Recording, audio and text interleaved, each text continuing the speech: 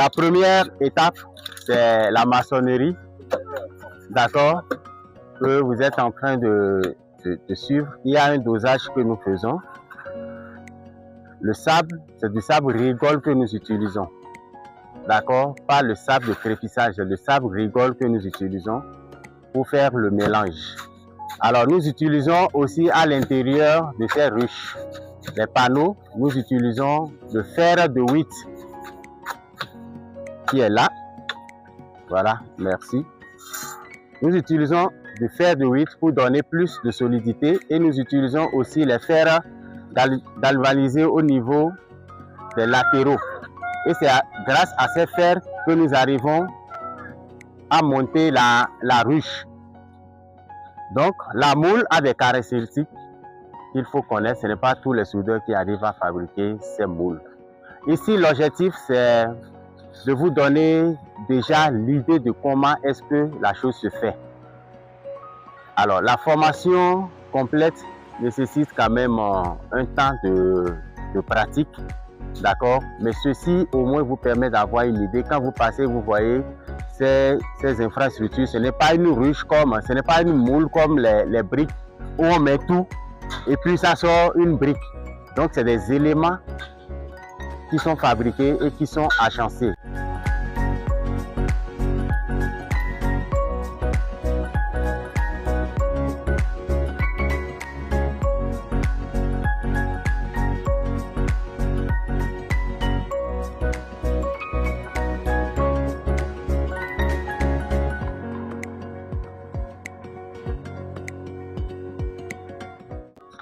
Bon, ici, c'est les latéraux qui prennent des fils. Ça ne peut pas les faire de 8 heures.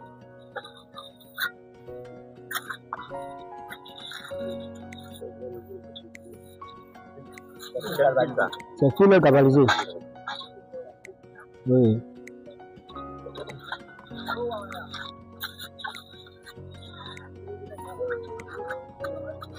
C'est ça qui permet de faire le montage à la ruche.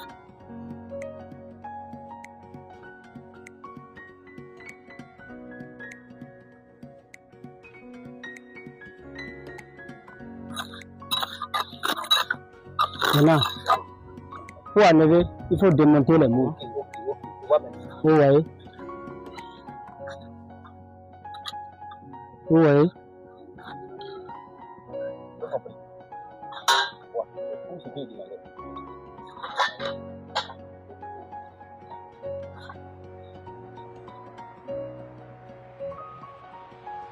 Donc, notre latéraux est sorti.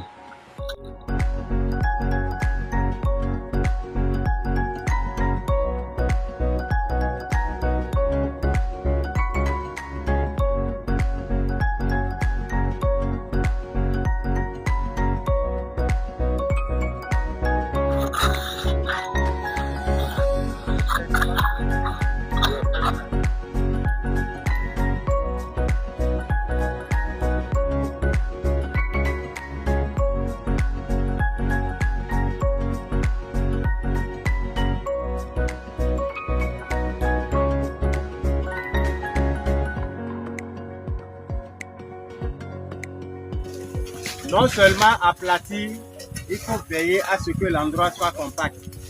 Si vous n'enlevez pas les feuilles mortes correctement, d'accord, et vous posez les briques, les supports sur les feuilles mortes, quand il pleut et les feuilles mortes pourrissent, ça va se déséquilibrer. Ça peut facilement endommager votre ruche.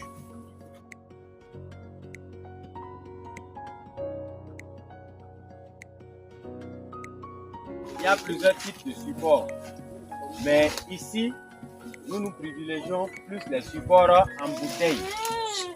En bouteille, pourquoi? C'est plus solide, c'est plus durable si les gens ne viennent pas vandaliser. Et du fait que la bouteille est lisse, vous savez, les magouillards et certaines fourmis peuvent attaquer les abeilles à l'intérieur de la ruche. Donc, du fait que la bouteille est lisse, ces prédateurs n'arrivent pas à grimper, à monter.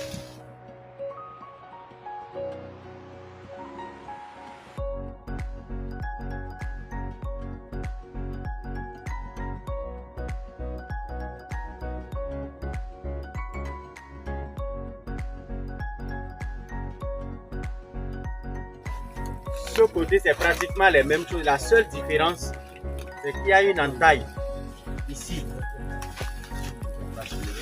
Ça va créer un petit espace par où les abeilles peuvent facilement entrer et aller vers les lacs. Et l'autre côté opposé au trou de vol, et puis les petits éléments là, les latéraux.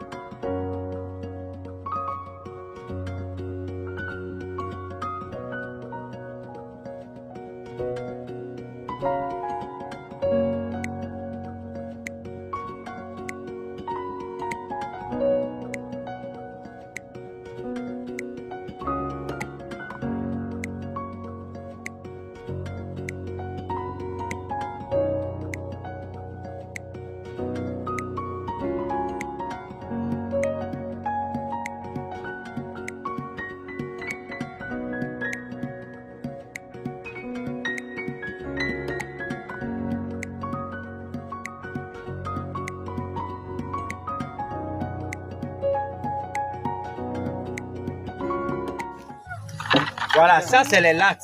Et faites attention. N'allez pas dans le rucher de quelqu'un et vous prenez une latte pour aller remettre à un menuisier. Pour vous dire, il faut me fabriquer. Il va reproduire, mais ce serait jamais les mêmes choses. C'est un travail technique et les menuisiers sont formés pour ça. Il y a des menuisiers spécialisés en ça. Ça a des dimensions. Quand vous ne respectez pas la dimension, vous allez obtenir la forme. Mais le jour de la récolte, vous allez souffrir comme un ver de terre au soleil. Alors, qu'est-ce qui se passe? Quand les lattes ne sont pas confectionnées par un professionnel, vous voyez, quand nous faisons la jonction comme ça, il y a un écart, il y a un creux ici. Alors, où est-ce que les abeilles posent le miel, les rayons en réalité? C'est là. Et ça a une dimension. Quand la dimension n'est pas respectée, les abeilles ont du mal à poser là. Alors, qu'est-ce qu'ils font? Ils viennent poser à l'intersection des deux. Or, pour récolter, il faut pouvoir enlever la latte avec le rayon. Alors, quand c'est fabriqué à l'intersection, qu'est-ce qui se fait? Quand vous soulevez, ça se brise. Ce qui tombe, on ne peut plus récupérer. Et c'est difficile, ça rend difficile la récolte.